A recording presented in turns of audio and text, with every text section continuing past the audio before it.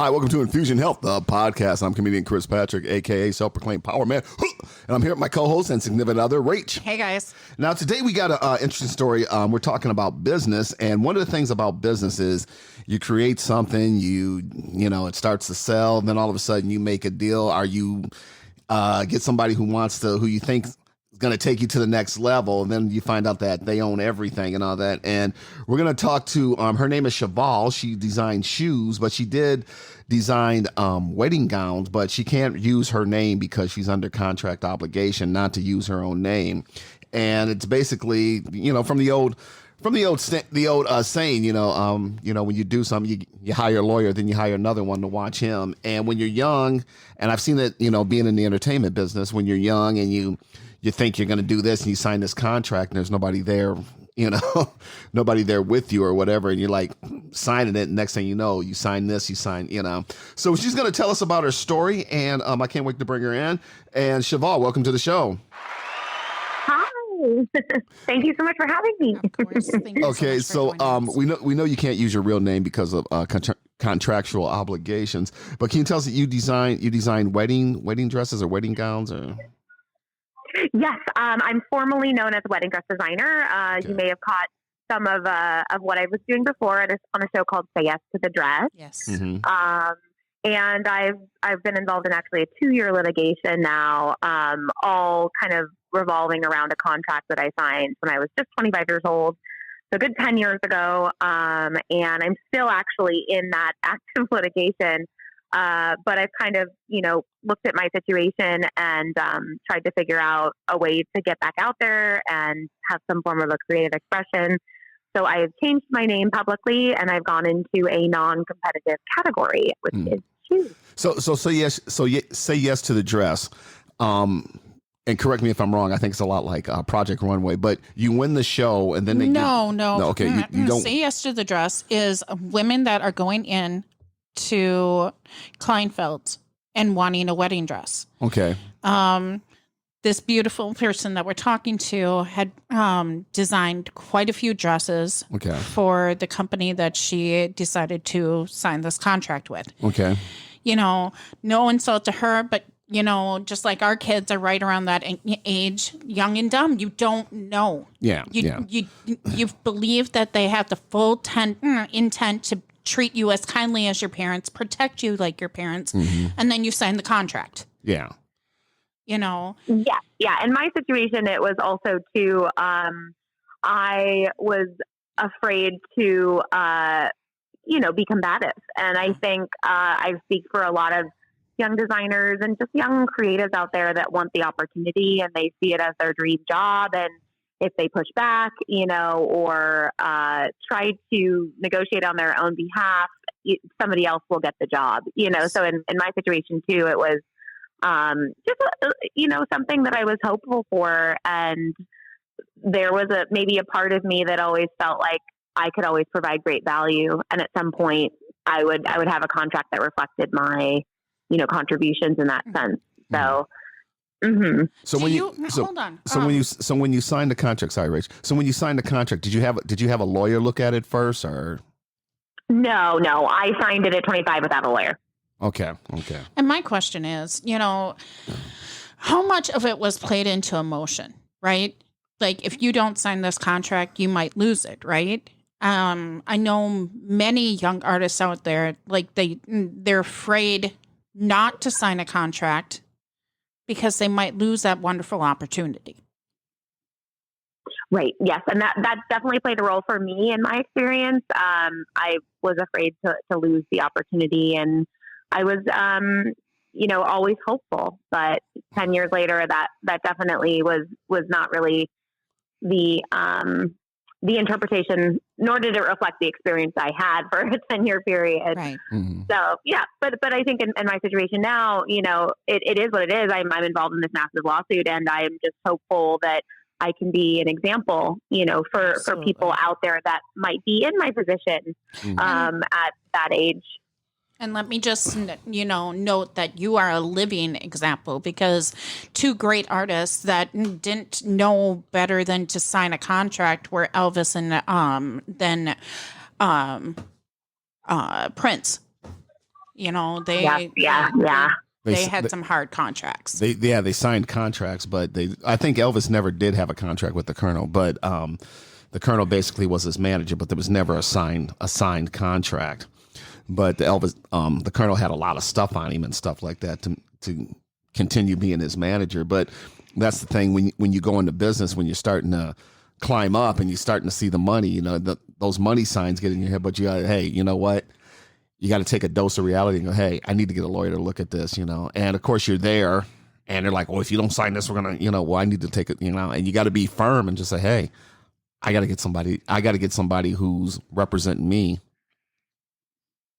Yes. My perspective now is just, you always have to have somebody that is willing to come in on your behalf and have your interests in mind. And that's kind of something that I'm focusing on moving forward is how can I make sure that my story will inspire others in a way that they have their interests being protected and, you know, thinking on a bigger picture at this point, because it's not just obviously designers. It also happens in the music industry and with respect to non-competes and all these other things that a lot of industries try to implement.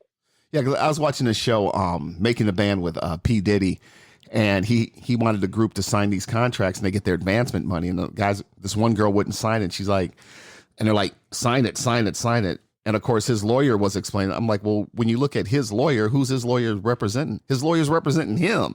So you need somebody to represent you, and you need to look at the lawyer and have somebody who knows what they're doing. Because obviously, you know, you don't, I don't. So have a lawyer who knows what contracts look like and can look at it and say, all right, this is what he's doing. And it can explain it to you because he has your best interest at heart, especially if you're paying him. Yeah. Yeah. And also there's so much nuance that goes into that stuff that there's a lot of different contracts out there, you know, and it all kind of depends on the wherewithal of everything going into it. You know, there's a lot of context that people aren't privy to. So, you know, in those cases, it's hard to give the full picture. Yeah. You know, some of those new people that are going into new contracts and stuff like that. My daughter hasn't been blessed with a contract yet, but she's going into acting. And for her, you know, it's all about, oh my gosh, I freaking am making it, right? Now it's time for a sign of a contract. You know, even before that, it's, you know, hopefully to get these deals. Then you move into the contract and was there any of that where before you got to the contract with this company, were you making dresses with them and then got into the, like, how did that relationship start? Actually, I used to work at another house of brands. So I had a career, you know, established already. And I actually found this company and reached out to them originally. And so it was definitely a situation where I was looking for an opportunity. And I think it was probably either my second or third interview there where, you know, of course there's going to be a contract of some sort if I'm coming on as a head designer. Mm-hmm. So there wasn't any, you know, establishment or real relationship before that. But with respect to your daughter, you know, obviously, you know, with artists and talent in general, if you're going into the acting world or you're in influencing, you know, there's a lot of contracts that are involved, especially like influencing agreements where, you know, you're signing to endorse a product of some sort, you know. So again, it just kind of speaks to that. Like, you just want to make sure that you're giving yourself time to understand what it all can mean and how it could potentially be interpreted if it's not protecting your interests. Mm-hmm. Well, also too is, you know, you're a young artist, so you probably don't have, you know, a lot of money. So you go into it and this guy's like, well, sign this contract. Well, I need my lawyer to look at it. Now to take it to a lawyer may charge you $150 an hour, but it's worth paying that $150 an hour, because if you pay that, however much it is, you know, if you do pay that, as opposed to then you just sign the contract and you find out later that they're making money off you and all the money you get nothing, you know. So it's worth paying that little $150 for an hour. Just say, hey, because he has your best interest at heart, and he can look at it and say, okay, this is what you need to do. This is, you know. Yes. I definitely recommend a lawyer always now. But even in my next kind of mission and building out a foundation, that is something I want to hopefully focus in on is how to provide resources and pro bono attorneys for people that might not be able to afford a second set of eyes or a legal set of eyes on something that they're looking to venture into. Mm-hmm. Well, my thing is too, being an entrepreneur myself, is that one of the things you need to do when you start out is get your team together now. Even if you can't afford them, you can always talk to a lawyer and say, hey, I may be coming in these contracts. And the lawyer will say, well, hey, when you get one, I'll charge you this, but come in, have me look at it, and they'll tell you, don't sign nothing until I look at it. Right. Yes. Yeah. So, I've looked at some of your new art. It's on your Instagram, which is She is Cheval is one of my Instagrams. And then we also have All That Glitters on the gram, which my fiance and I actually started as our podcast Instagram. And obviously, during my lawsuit, I had to hand over what I always thought was my personal Instagram over to the corporation. And so I'm just grateful that social media does give you a platform to reach people, because my goal in sharing a lot of my lawsuit was to make sure people knew what was going on. Authenticity is such a big thing for me, especially in my design expression. And so I really had a hard time, grappling the thought of how can I reach people that I've been speaking to on a personal level for so long that don't know I'm no longer behind those messages, so that was something that was really tough. But yeah, I now have two great Instagrams to speak to people, and it's from my voice. And as scary as social media can be, I am very grateful for it. Yes. Yeah. And this is your own brand now, right? You have not signed a contract with anybody? So this particular brand, She is Cheval, is actually a team of women. Okay. One who I met through the Yale School of Management, and they were actually covering my case. So we developed a strong friendship, and she is the chief operating officer. And then another young lady I had the pleasure of working with in my former position. She was my sales director. And so we have a 10-year professional relationship as well as a friendship. And so she's working on kind of the customer experience side and sales side.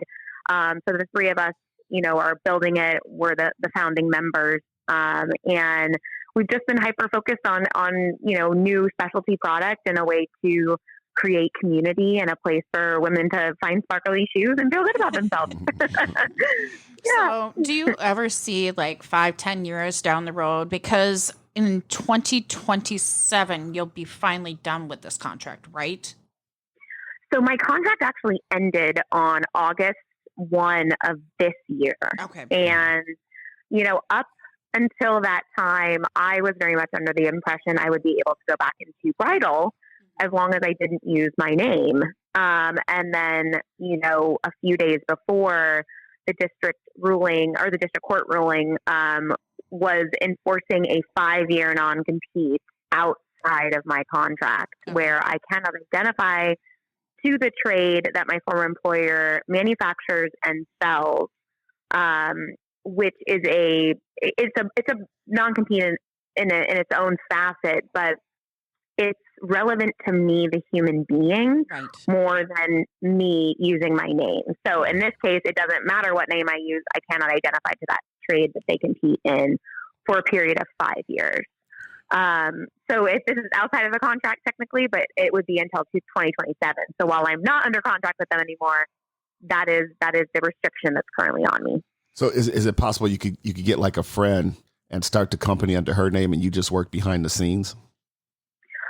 The legal nuance to me at this point, like I fully am still not aware of, how things can be interpreted and what is really legally allowed. And so in my best interest, I've just said I need to respect the ruling that has been given to me. And I kind of see it as it's not worth tampering with. Right. I need to stay in my lane and be respectful of what the court has, decided. And I have rights to appeal, which I have. And in the meantime, for me, I think it's in my best interest to really focus on something that is non-competitive, that really falls in this category where I know I'm doing the right thing. And that's kind of just been my guiding light. But of course, there's been, talk and thought like, oh, how could I potentially still do what I think has always been my greatest gift, but if I have to wait 5 years, I will wait 5 years, so it's kind of, yes, it's one of those interesting things. But I also think, again, like this particular provision, is something that I want people to know about because this can happen.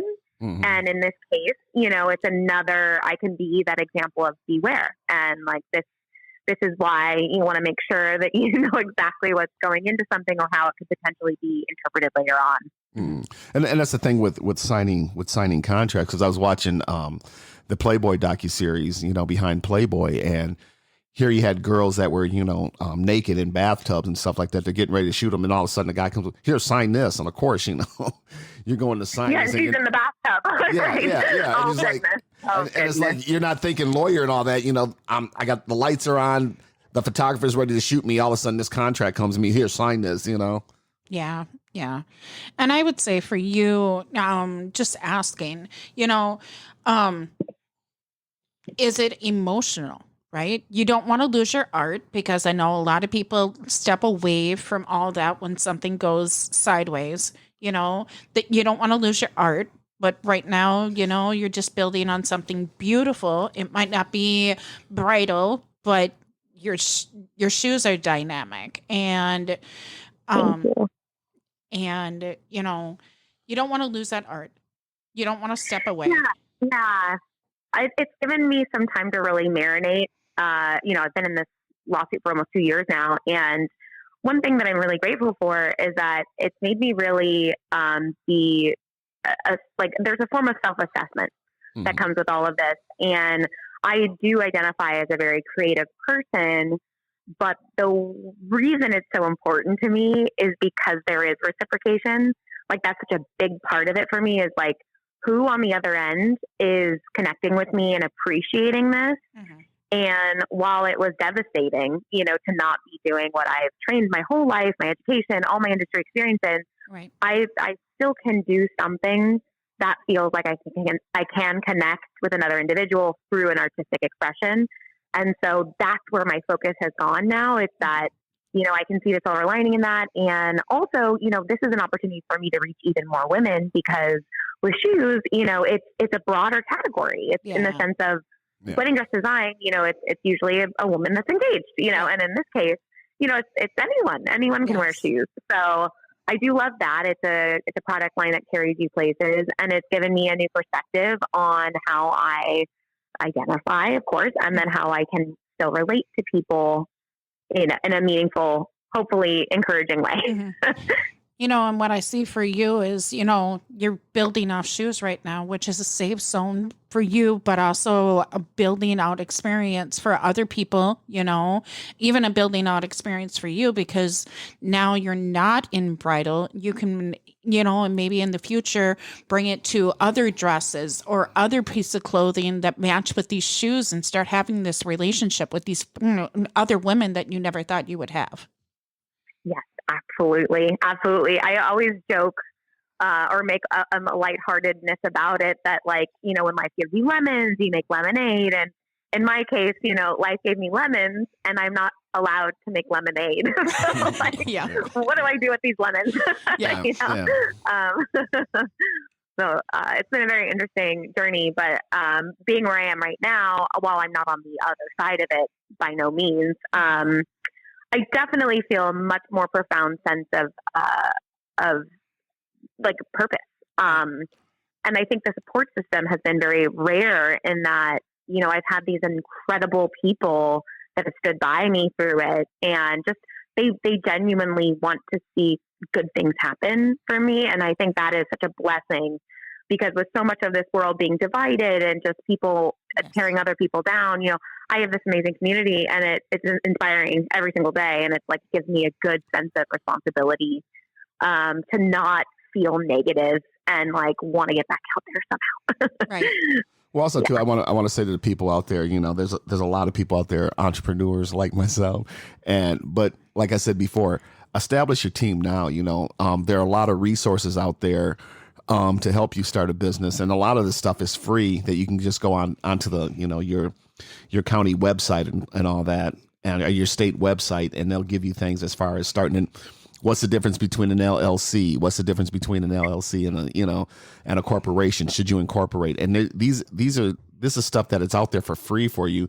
But also to talk to other entrepreneurs and say, hey, who's your accountant? Who's your lawyer? Who's, and start networking out there. But do that now before you start, because when the contracts do come in, you got somebody to go, hey, I need this person to look at it, and you're aware. And, Exactly. and that's the most thing. It's just being aware of what's going on, as opposed to this guy's going to make, I signed a contract with this guy, I'm going to make millions of dollars. I'm going to be, and then all of a sudden you're like, I don't own any of this. And the little money I make, and he's going on to make billions or millions, Mm-hmm. Totally. Yeah, that's the way to do it. And that there's so much resource.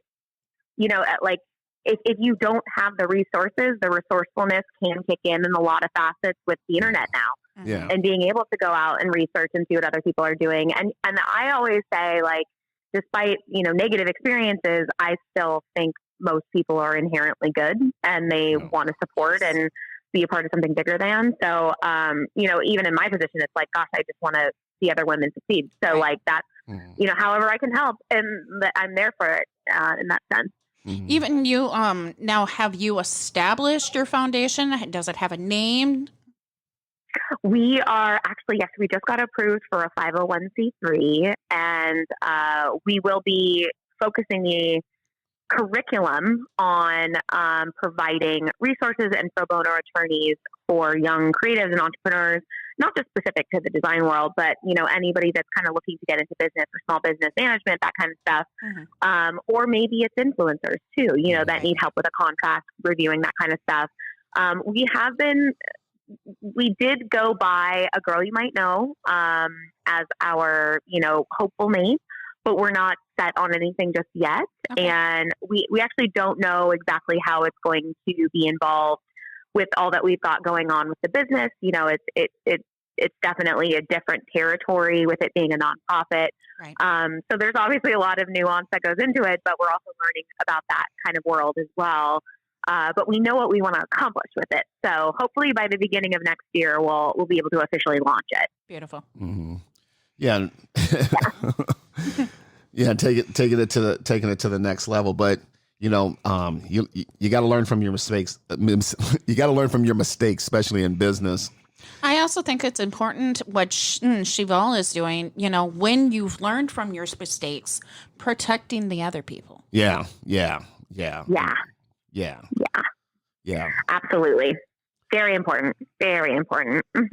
And that's the thing. And that's the thing with young entrepreneurs. If you're totally oblivious to all the stuff that's going on, there are tons and tons of night classes or courses you can take on starting businesses, and it's worth spending the money. And good news, you can write it off. It's right. It's exactly. worth taking a business. It's worth taking a business class or taking a night business course or something like that, just to find out absolutely where you're at. What is this? Because the more the better for you. Like G.I. Joe used to say, knowing is half the battle. Yep. Exactly. And just a side note, our children. Even for the famous people out there, our children want to start getting into show business and all that. Yeah, we know the ropes, right? We know how to connect this person with that person, this person with that person. But our younger children don't know how to listen to us. We didn't know how to listen to our own parents, right? And, right. And we're like, we could tell our children a million no's, and they're going to go to that one yes from the stranger, right? And that stranger just told them the same thing we told them. Right? Right. But it's important. But some of us got to learn through experience. So. Exactly. The hard knocks, But I think it's important that even the parents listening to this that already know the right way, show these other things to their children. So, even the difficult children that are wanting to be artists and creators are able to find the right information. Exactly. Yeah. Exactly. That's it. But there's things too, like, the simple thing is, and let's walk it through it. I come up with this widget. I invent this widget, and I go get a patent. Now, going and getting a patent is good. That means nobody else can copy it. But that patent's only good for 7 years, where I come up with something where I can say, hey, everything inside of it, I'm not going to patent. I'm going to trademark to me to where nobody can. So, and these are just little things you learn as you go along, and these are things that it's worth knowing too. Absolutely. Yeah, because you start out something like, oh, I'm going to get this patent. Okay, 7 years now, somebody goes into patent, starts copying your product. Now you got competition. Like I said, if you have a formula or something like that, it's also good. Well, I can trademark this formula. That way it's mine and nobody can use it. Because it's trademarked under me. And these are things that a class or people will teach you as you go along to know, hey, you're probably better off doing this or doing it this way. Right. Yep. Absolutely. So through this, what is the strongest lesson that you have learned? Strongest lesson I've learned. I don't want to quote, I don't mean to quote somebody else, but I would say that adversity and challenges and stress and these things that feel like setbacks are most likely the stepping stones that's going to take you to a higher level of meaning and mission. And, not to say that like, oh, you've got to go through some, horrible thing to come out the other side. Yeah. It's more that like, how you react to things and how you see it as an opportunity as opposed to like a downfall can really make a difference in your life, and perspective and the way that you really see something is so important. Because it's like you're not a victim of your circumstance. These things can happen and it's devastating and it can really take a toll on you. But ultimately, you still have your own inner power and your superpower to respond to these things is where the magic is at, I think. Mm-hmm. I just speak from my experience, of course, but that would be my message to others, and that like it can feel so debilitating at times. But, staying true to your North Star and finding a new way or just embracing a new chapter can be a beautiful blessing in itself. Mm-hmm. And I would just say, knowing the business and knowing the business world and learning about this stuff. Yeah, oh, absolutely. Because it's not just business oriented, of course, or it can also be like something in your life that you're battling or you're going through. And there's a lot of different ways to interpret it, but that's also why She is Cheval has become such an important message in itself is that, she is fierce, she is overcoming, she is a work in progress, no matter what she is, there's a self-awareness to it. And there is that next big step you have to take in manifesting your own destiny. Yeah. And I don't want to sound like a broken record, but like I said, with a lawyer, but you may meet somebody and this guy's like, oh, I can do this for you. And he'll be the nicest person you ever met. He'll be act like you're your friend. He'll hang out. You think this guy's your friend, but on the other side, he's setting you up to really take advantage of you. So still, no matter what, like, hey, I'm your friend, Chris, come on, get a lawyer to say, I got to have my lawyer look at it, before you sign anything. Lawyers are very good. I would always recommend hiring a lawyer. Yeah. Because this guy or girl may come on and want to be your best friend and act like your best friend and say they got your best interest at heart when they really don't. Right. Definitely a good lesson to learn, but a hard one and a long one. I went the long way. Yeah. The reason why I found your story, Cheval, was because, me and Chris are getting a little bit more serious about getting married. And I started looking at your wedding dresses because I always appreciated them. And I was like, oh my goodness, this happened to my designer, right? And when I was talking to Chris, I'm like, I'm going to freak out. But, it was such a great conversation having this with you, and knowing your truth. And, the last bit of information I want to leave you guys with, me and Chris have been together for almost 10 years. And when we get married, we're signing a prenup.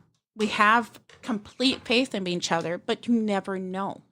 Well, like they said in The Godfather, it's the famous line, it's nothing personal. This is business. Well, I respect that a lot. And I would also agree with that in the sense of like, if you have nothing to worry about, then you have no problem coming up with some kind of arrangement that in the worst case scenario, if something happens, you're both protected. Right. Yeah. There's nothing wrong with that. So Yeah, good for you guys. Well, I'm excited for you. Maybe by the time you're ready, I'll be able to design again. We'll see. Well, that's the thing I see on TV and stuff. The guy doesn't want to sign the prenup and all that, and it's like, okay, love is love, but business is business. It has nothing to do with I'm not I love you less or anything like that, but this has to do with business. This is business. This is money. This is something else. Mm-hmm. Yeah, and you do look at it in terms of protection, in the sense of just let's do this the best way we know how. Yeah. Right. Oh. Well, we've come to our end. Thank you so much, Cheval, for sharing your story. And can you give us you got a website or if somebody wants to learn more or anything like that, or where they can go to on the line? We just launched our website. It's sheischeval.com, and I've got my She Is Cheval Instagram and all that glitters on the gram. Those are the best places to find me at this point. But yeah, thank you so much for the chat and for your kind support and being willing to, the willingness to share my story. And can you spell C.A. Cheval so people know? Oh yeah, it's She Is, so like a phrase in itself. She is Cheval, and then Cheval is Cheval, and it's the French word for horse. Okay. She is Cheval. Okay, She Cheval, and that'll be in the show notes. That'll be in the show notes, and I'll let Rach close us out. All right, you guys. History is born on lines of hate. On here, we are trying to build lines of love and make you guys your best creative self, even with lawyering it up. Talk to you guys later. Bye. Take it easy.